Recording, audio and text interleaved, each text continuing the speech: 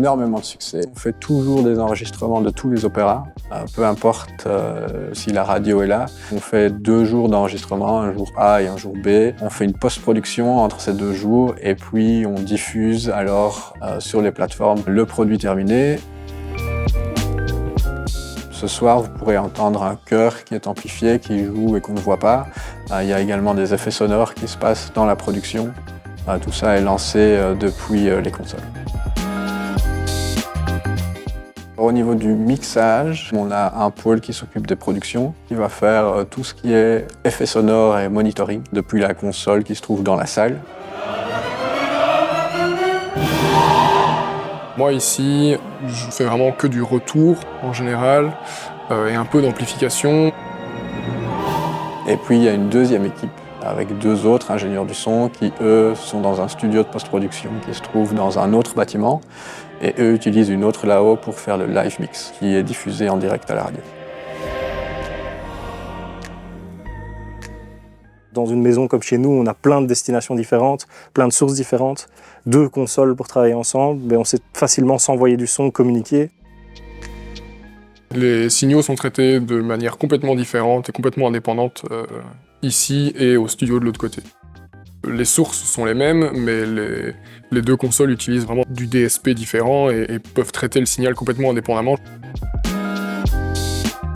Les places ici sont pleines tout le temps. Faire des enregistrements permet de diffuser l'opéra à un plus grand nombre de personnes qui n'ont pas spécialement ni les moyens ni les possibilités physiques de se rendre au théâtre. Chaque opéra est complètement différent, les besoins sont complètement différents. Parfois, il y a juste des monitorings audio pour les chanteurs. Parfois, il y a des effets sonores avec du son en 3D, des haut-parleurs dans toute la salle. La flexibilité des là-haut permet d'utiliser la même plateforme pour tout faire.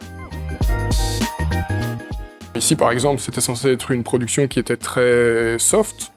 Et on s'est retrouvé à devoir rajouter des retours un petit peu partout, donc on doit rajouter des auxiliaires, puis rajouter des groupes pour des effets, envoyer certains micros dans certains retours et pas d'autres, et donc au final, on se retrouve avec un empilement, ou en tout cas beaucoup plus de choses qui n'étaient pas prévues à la base. On a un petit peu ce lien entre la technique et l'artistique. Avec la hausse, c'est très facile, on peut dédoubler autant de fois qu'on veut le signal.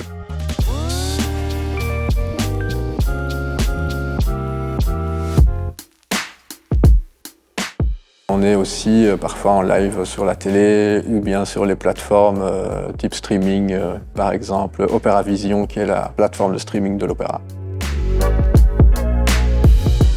Quand on a un live streaming avec les radios nationales, ce qui se fait de plus souvent, eux nous envoient un ingénieur du son de chez eux qui va travailler avec nous en studio. Il va lire la partition et nous donner les informations d'ouverture et de fermeture de micro. Normalement, les chanteurs ne portent pas de micro. Ici, dans le cadre d'une captation, on a besoin d'avoir parfois un petit peu de précision à certains endroits. Et comme on ne peut pas cacher des micros absolument partout dans le décor, avoir un petit backup sous le fader, c'est toujours intéressant.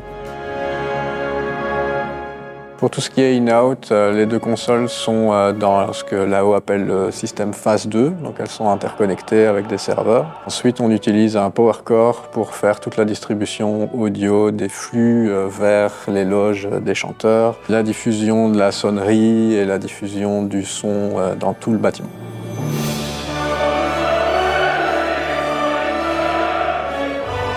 Moi, je suis un grand fan de l'IP. Ça permet, par exemple, pour nous, de traverser entre les 2 bâtiments des flux audio, vidéo, son, data, sans vraiment se poser de questions.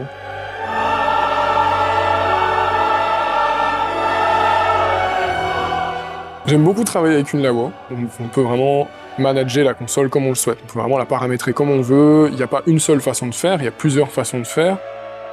Là-haut m'apporte cette facilité de je peux arriver dessus et très facilement me retrouver et créer quelque chose qui, moi, va être clair, sur laquelle je pourrais sauter dessus. Et dans le schéma qui est assez agréable pour pouvoir vraiment développer sa console un peu pour chaque personnalité. On utilise de plus en plus la technologie sonore. C'est un peu les consoles là-haut qui ont apporté cette possibilité-là avec aussi notre nouveau système de diffusion. On a vraiment augmenté la qualité et donc on a beaucoup plus de demandes.